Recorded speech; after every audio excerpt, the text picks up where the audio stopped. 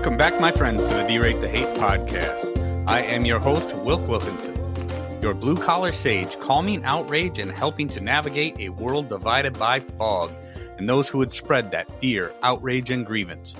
Each week, I'm sharing stories from my path and using the power of conversation and collaboration with my many great guests. Together, we chart a course toward understanding, bridging divides, and fostering a community where wisdom prevails over discord. Friends, it really is about bettering the world one attitude at a time. We did not create the hate, but together we can derate the hate. The only good thing about a bad attitude is we have the ability as individuals to change it. For me, it starts with gratitude and personal accountability. I am so incredibly grateful that you have taken the time to join me for another powerful DTH episode. Please remember to subscribe and share the DTH podcast with your network of friends. If you would like to support the show, check out the Support Us page on the D-Rate the Hate website. With that, my friends, let's get to it. In this captivating conversation, I am happy to welcome my friend, Kathleen Israel, a true inspiration, who regales us with her extraordinary tale of traversing 500 miles across the Camino, Santiago of northern Spain at the ripe age of 70 years old. Listen as Kathleen unfolds the rich tapestry of her journey, weaving threads of forgiveness, resilience, and profound self-discovery. She illuminates the transformative power of forgiveness, recounting how it served as the cornerstone of her pilgrimage, infusing each step with purpose and healing.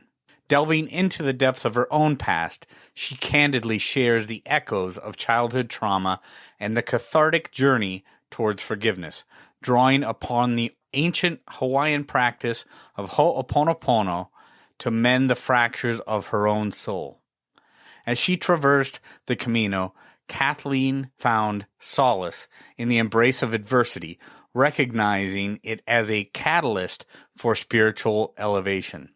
Through encounters with fellow pilgrims, she unearthed pearls of wisdom, each footfall echoing the resonance of shared humanity.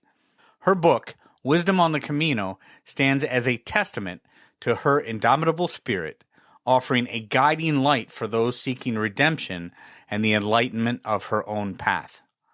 Friends, do not miss this conversation with my friend Kathleen Israel, because not all paths to forgiveness are the same. And with that, here we go. Kathleen Israel, thank you for joining me on the D-Rate the Hate podcast. I greatly appreciate your time today. I'm so happy to be here. Yes, so happy to have you. So, being that one of the big things that I do, Kathleen, is like to highlight people who are bettering the world in some way. Try to look for people who are true inspirations, and when you reached out and I saw the story that you have to tell, or just a bit of the story that you have to tell, I got pretty excited because not only is it incredibly inspirational because of the different elements to it, but you talk a lot about forgiveness and how important that is to bettering one's life, bettering the world, and things like that. So I really want to dive into that here in this conversation, Kathleen. So first of all, I just want the DTH listeners to know, Kathleen is someone who at the ripe young age of 70 years old decided that she was going to walk 500 miles across northern Spain, doing this journey. I'm probably going to butcher this. Hopefully I don't. Camino Santiago de Compostela. It's a 500-mile journey. You walked it solo across northern Spain at 70 years old. So that to me is absolutely incredible because I don't think most people a quarter of your age, and I don't mean to make your age into something bad, but most people, I'm just thinking, wouldn't even consider something like that. So Kathleen, start there. Tell me what your inspiration for starting off a journey like that was. Well, my husband got Parkinson's disease, and whereas the first few years he was just fine. After like around 2010, he became totally disabled. He couldn't walk, he couldn't talk. And so at that time, I had to quit my job and stay home and take care of him. And during that time, well, it was so hard for me. I mean, you talk about grief when your husband dies, but you know what? When you realize that you're gonna, like I kept trying to give him cures. I like sent to Australia. I sent this guy $50 and he sent me a cure, and my husband didn't want to have anything to do with it. I bought these negative ion clothes. He wouldn't wear them. And he was embracing his disease, whereas I was just like, hey, if you take me down, if you go down this road, you're taking me with you, because we did the death do us part thing. And so that's where I experienced major grief. And he was an athlete, so I thought that we would be riding our bicycles across France in our old age, and then he got sick when he was like 52 years old, and he had to quit his job early. So we had this little tiny pension, Yeah. Things weren't okay. And like I say, after after he was totally disabled, then I had to be home, and I had some trauma as a child. My father was an alcoholic, rageaholic child molester, and my mother was basically trying not to pay attention, and so that's where I That grew up. avoidance thing, right? Trying to just block it out of her Yeah. mind, pretend like it didn't happen. Yeah, she treated him like the rules for normal people don't exist. And also, yeah, she, like you say, avoidance. She had like 6 kids, and she was reading like 7 books a week. We'd go to the library, and the librarian would say, "Hey, you can keep these for 2 weeks," but she finished them all, so she brought them back and got new ones. So we would Wow. all Wow. trailer down to the library with her. And anyway, so while Ron was sick, I had to be there. So I went online and I did a lot of emotional healing with enlightened thought leaders. Basically, Okay. there was this guy, Darius Barazunda, and he would have healers on his show, and I would like, sometimes they would just give you the healing for free, or sometimes you had to pay like $60 for the healing. And so I would buy the program and I would do the work.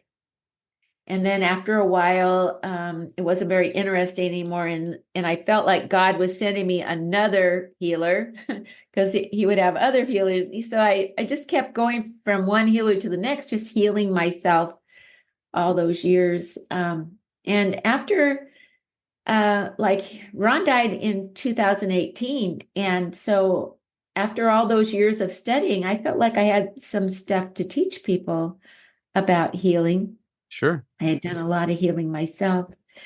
Um, and so while Ron was sick, right about 2013, my girlfriend went on the Camino Santiago. And even though she was like walking with bloody feet, and she got blisters, and I just recognized she was doing something very special for herself. Right. So right then, I just decided, you know what? When Ron's done with his disease, that's what I'm going to do. I'm going to walk the Camino.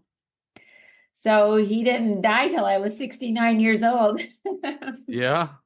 So, anyway, that's why, like he died in 2018, and so in August, and so by January, I was done with all the paperwork that you have to do when people die. And then I thought, well, if you're going to go on the Camino, you better learn how to do this. So I watched YouTubes, I got books, I went to, like the library had a speaker. And so I just learned how to do it. And I asked people to go with me. But actually one girl said she would, but she ended up not getting her airfare. You don't if somebody says they're going to go with you, if they get their airfare, you know they are. If they don't get their airfare, they're not It's going. probably not happening. No. So so when you say, figure out how to do it, are you mean uh trying to figure out how to condition yourself to do a walk like that, or the route, or the different places that you can find shelter? What Yeah, when you so when you all talk that about stuff. that, what are you talking about? Well, one thing I had to learn how to do is pack light because you got to carry everything with you. Actually, you don't have to carry everything with you. There's people who will transport your pack for you, or you don't even have to take a pack. You can take a suitcase. They'll transport it for you. Oh wow. But I wanted to carry my pack the whole way. I'm just kind of like that. Mm-hmm. Mm-hmm. And and then I bought books on the route, and like the on the book they tell you how to do it. Like there's these houses, they're called albergues, and as you walk, they're all over the place, and so you just walk as far as you can, then you stay in one of the albergues. And the lady at the library told me to make reservations for the first 3 nights. And then after that, I can call ahead the night before and make the reservation for the next day. And so that's what I did. And actually, when I got there, it was snowing on the Pyrenees, and the first thing you do is you go over the Pyrenees. And so I couldn't go over the Pyrenees because it was against the law. They didn't want to have to try and save anybody's life up there. Oh, sure, And sure. so I had to walk around the Pyrenees, which was quite hilly, actually. It was very steep going around the Pyrenees too, but at least I didn't I got into a little bit of snow, but not very much, not like walking over the top. Right, didn't have the same kind of elevation, so you're not dealing with the same kind of elements. Right, right. But it was way cold, and there was frozen grass, but Sure, sure. anyway. um and the other thing is I was really glad to go by myself when I noticed that all the drama going on between the people who went with other people, Oh, sure, sure. and I'm not just saying other people would be doing the drama. I mean, I'm sure I would be too. It was really great not to have anybody to complain to about anything. I was just had to deal with everything point blank, On your own, it's just you and your thoughts doing this walk. So let's get into then, Kathleen. Let's get into the forgiveness part of this, and Mhm. how you're talking about the forgiveness being uh and the spiritual journey and the forgiveness. How does that play into it? Because I mean, obviously you're walking. I don't know how, and you can tell me how long this took, but obviously you're walking a long time. Got a long Yeah, time to think by yourself. I right. don't know if you're listening to anything in podcasts, or just listening to your own thoughts, or got anything books on tape. I don't even know how that works. But tell me about the forgiveness part, the spiritual journey part. Where does that come in? Okay, so all my life, well, early in my life, a priest told me that if you don't forgive your dad, you don't understand God. And I'm like, that doesn't sound very good. And so I started forgiving him like every day I would forgive him. And then the next morning I would wake up and I hated him again. And then I would forgive him. So it was kind of like the alcoholic, one day at a time, forgiving him.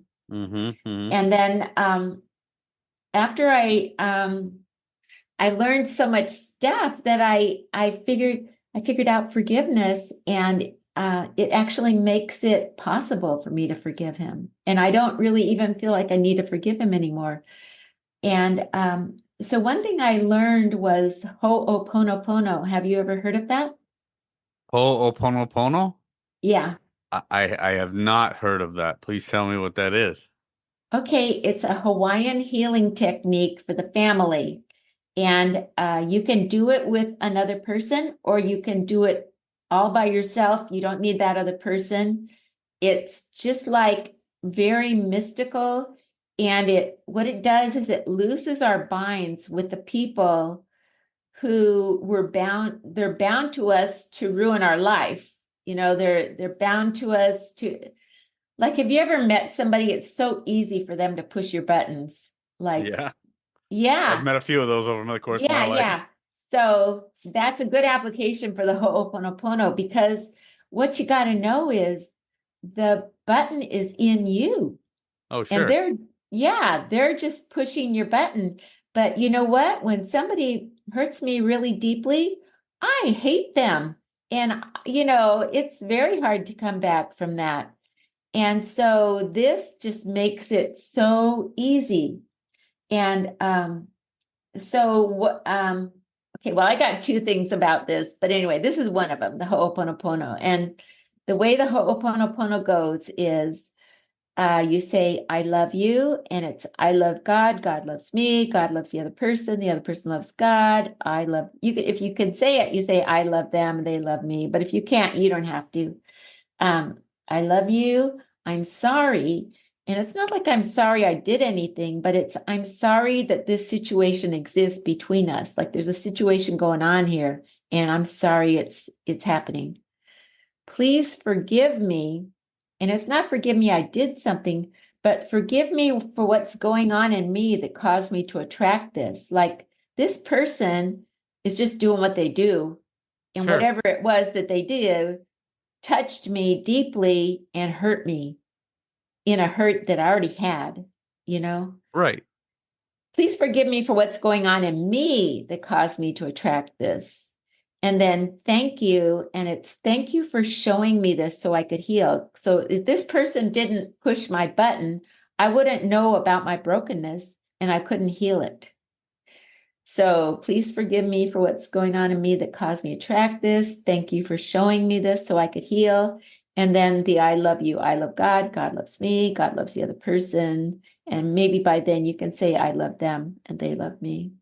You can do it with a person, but you don't have to. It still looses the binds if you just do it by yourself. Right.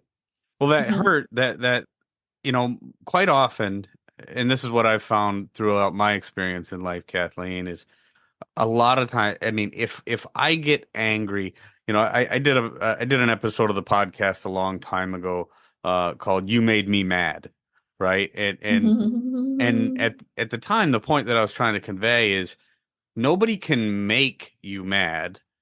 They may do something that is a catalyst for that anger to come out in you, but we as individuals, and this is something that I talk about so often, we as individuals have the responsibility to control ourselves when a situation takes place that is outside of our control, right?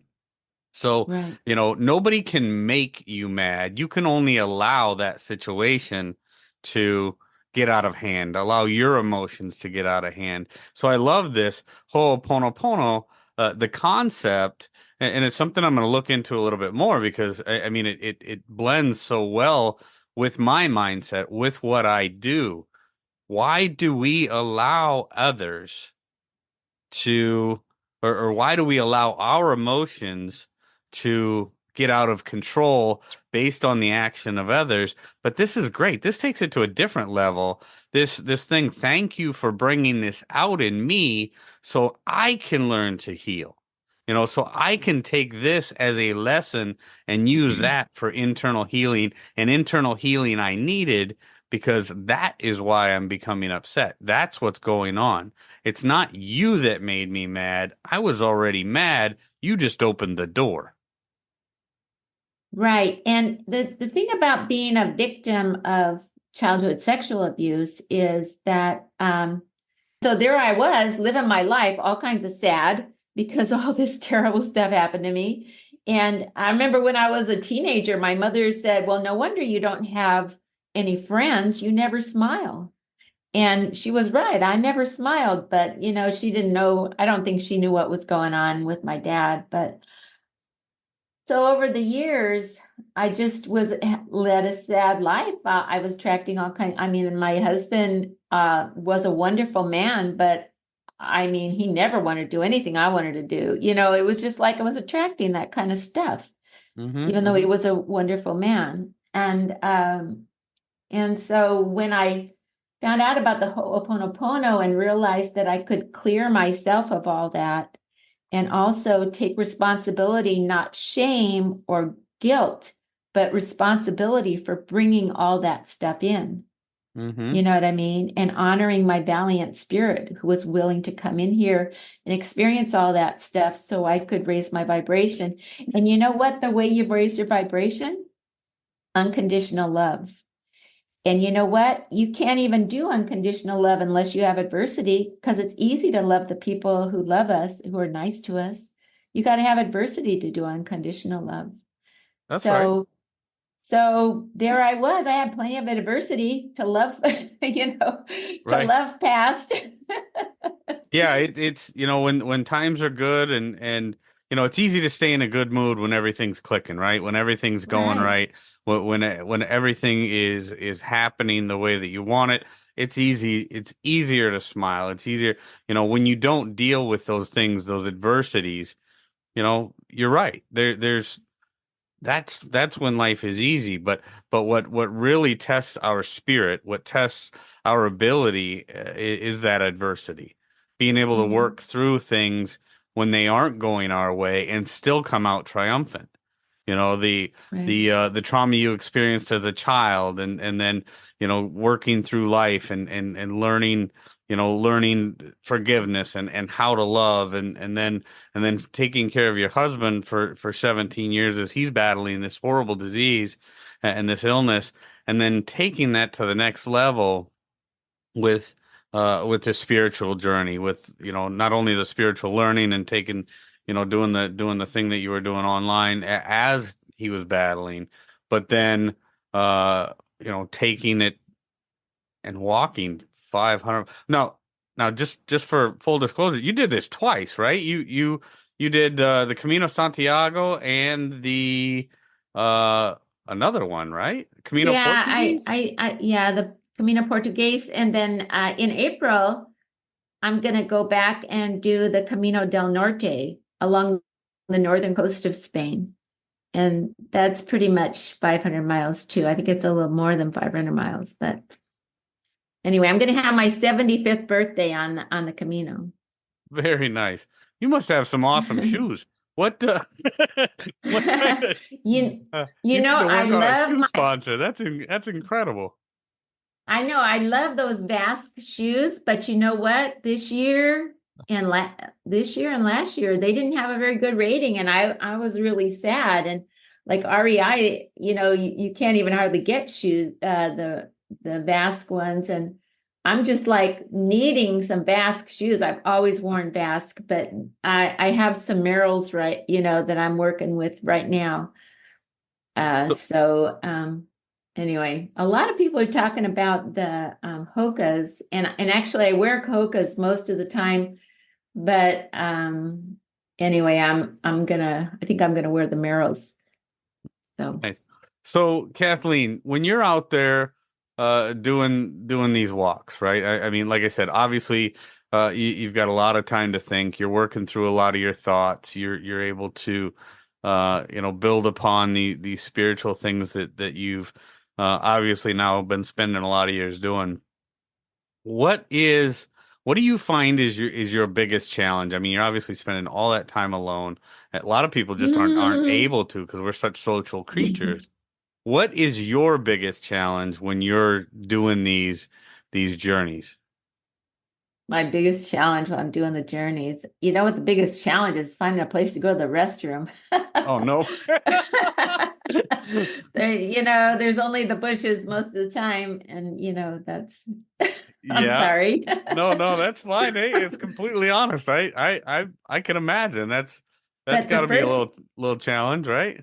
yeah, on the first Camino, um, I saw a lot of women wearing skirts, and I'm like, what a great idea, because you don't have to bare your butt to go to in the bushes if you've got a skirt on. So halfway through, I actually took a pair of my pants and cut them up and made them into a skirt. And so I had a skirt to wear the rest of the Camino. And then the last time I went, I didn't even take any long pants. I just took 3 skirts with tights. And so that made me happy. But yeah, and really I have a hard time with food. I if if I never ate another piece of bread, I would be like have such good health, but it's so hard. I mean, Spain is like the land of bread and pasta, Oh and yeah.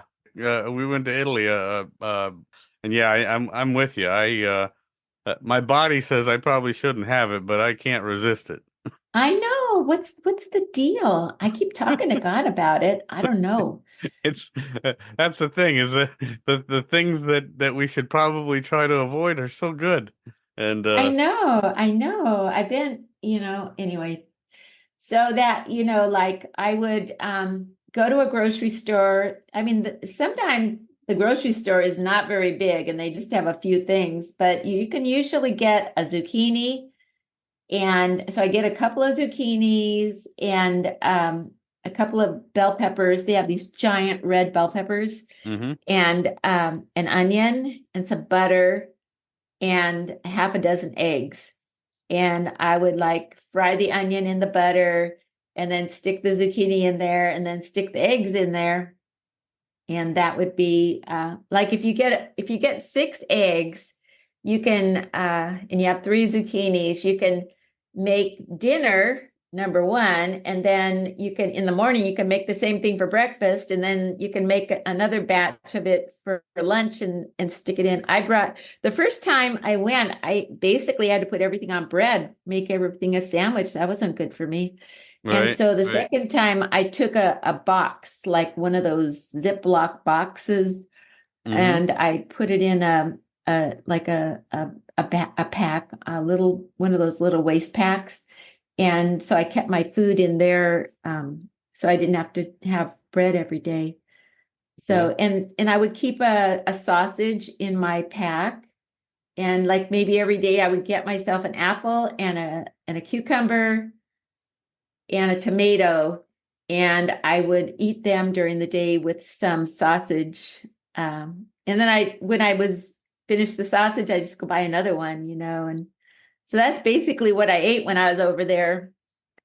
Periodically, they would, it all depends on the town. Like you're going to a town, and if they have a restaurant, then the people at the albergue tell you where you can get a pilgrim meal. So you go out there and it's like 12 euros for dinner or 11. And then if there's a grocery store, then they usually have a kitchen and they have all the pots and pans and silverware and dishes and everything. And you can make yourself some, breakfast, lunch, or dinner. And then sometimes you go to an albergue and there's no grocery store and there's no restaurant, and then they have to provide the food. So then you pay them, for the food, and then they serve you food. Kathleen, tell me about what I mean, what other kinds of people are you meeting along the way? I know you talk about the wisdom on the Camino. So where does the wisdom come in? Is it from the people you're meeting? Is it from your own thoughts? Is it a combination of the two? What constitutes the wisdom on the Camino? And that's obviously your book, so I want to make sure people understand that is you wrote a book. It's a best-selling book now, Wisdom on the Camino. Where does the wisdom on the Camino come from? So when I was, like I say, when I was taking care of Ron, I did gain some wisdom from studying online with those enlightened thought leaders. And so um, actually, when I got home from the Camino, I thought, well, it's time to write the book, and then I thought, oh, I was reluctant to be teachy. And so I thought, well, on the Camino, I told people all of those things that I wanted to teach people. I told them the people on the Camino. So I wrote my book about walking the Camino and telling people those things.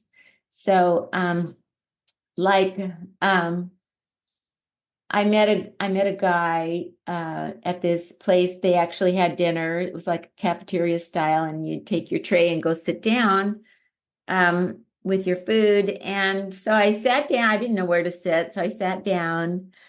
And this guy was kind of across from me and down a little ways. And so I asked him why he went on the Camino. And he said, "Oh, I'm in the military and I had a week off, so I decided to walk part of." He wasn't even walking the whole Camino. You can just walk a little bit of it. And and he said, "Well, why are you walking the Camino?" And I told him, "Well, my husband was sick for 17 years and I Hmm. took care of him. And after he died, I decided to walk the Camino. And my mother died too, right after my husband. My mother died. Oh, And okay. yeah. And so he said, "Oh my gosh, I'm so sorry. That's amazing. And that you took care of him for so long." And then the lady next to him just kind of hit him with her elbow and said, "Tell her the rest." And so he said that he had married this woman and she had a baby. And then she realized that, he realized that he had gotten married too young and he left her. And and when I told him, that I took care of my husband for so long, I got married when I was 20 years old. Hmm. Hmm. And so he thought, well, that's pretty young, I'm sure it was younger than him. And so he said, and he was really on the Camino to sort of search his thoughts, having left her. And so Finding I his own just, forgiveness, I suppose. well, I don't think he was there yet, but maybe after talking to me, he was, Okay. but I told him about the Ho'oponopono. So obviously him and his wife were ruining each other's life, and he Sure. could do the Sure. Ho'oponopono with her and loose those binds that hurt so bad, and he could actually live with her. Also, I told him, if she finds someone else to love her, they're not going to love your little girl like you do. And he said, that's very true. And I wrote down the Ho'oponopono for him on a little piece of paper and gave it to him. And the lady next to him took a picture of it. Um, and so the next morning, as we were all, they make you leave your boots by the door because everybody's got these dirty boots. And so we were all putting our boots on together. And I was going to tell him something else about the Ho'oponopono. And he stopped me and he said, "You know what? You changed my life. That's enough." He Oh, didn't want any okay. more information, but obviously it changed his life talking to me. So that was lovely for me to have Uh-huh. that feedback. And just other times, I met people and uh, there was this young man. I mean, I walked slow. It took me 66. I was on the Camino for 66 days the first time. The Okay. second time it was like 45 days, but and plus I got sick a couple times and I had to stay where I was for a little bit. And then also I took Holy Week off. So boy, those Spanish people sure do know how to do Easter. My goodness. They're Right? they're just, I mean, they've got like they got these guys with purple satin cones on their head, and they're like with drums and going around, walking around in the procession. And then they've got at the end of the procession, there was like Mary on they had Mary on a litter, life size Mother of Sorrows. And then Jesus came from the other direction carrying his cross. And when they met each other, like all the drumming stopped and then it started again. And then, it was just like so dramatic. It was Sure. incredible. Wow, that So sounds fascinating. I know. I mean, who knew? I didn't know that was going to happen. I was just lucky to be there. So yeah, I took Holy Week off and I became a church lady in Spain. Okay. Okay. So when you take a week off, I mean, are you in a bigger town? Are you in a small village? Is there a hotel? I Yeah, mean, I'm sure there's not a Marriott, right? Is it like a Airbnb no, or what do they yeah. got? So on the albergues, you can only stay one night. And every once in a while, if you're sick, they'll let you stay till you get better, but not a lot. And so when I spent the night for a week, I had to get a hotel.